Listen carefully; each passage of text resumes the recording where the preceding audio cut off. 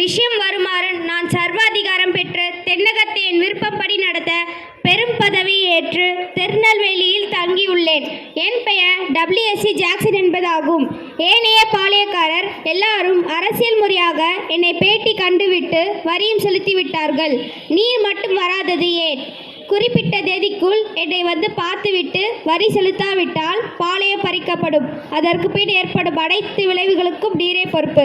இப்படிக்கு WSC Jackson, Tirunelveli.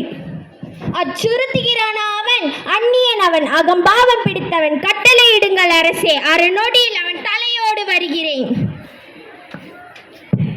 பொறுவல்லையா, 47 தலைமுறைகளாக நாங்கள் இந்த பாளையத்தை ஆண்டு வருகிறோம்.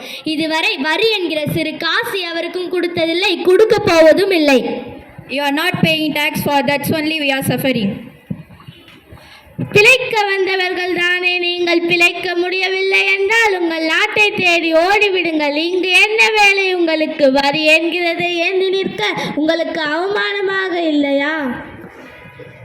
ஆம், அதுவும் சரிதான். பணம் வேண்டுமென்றால் நாங்கள் கடனாக தருகிறோம். எங்கள் இரக்க குணத்தை அறிய வேண்டுமென்றால் இலவசமாகவும் தருகிறோம், தயங்க மாட்டோம். இந்த வீரபாண்டியன் உயிர் அவனிடம் இருக்கும் வரை வரி என்கிற சிறு பூச்சிரம் தென்திசை நெருங்காது. இது சிங்கங்கள் விளையாடும் நாடு, இங்கு நரிகள் நடமாட முடியாது.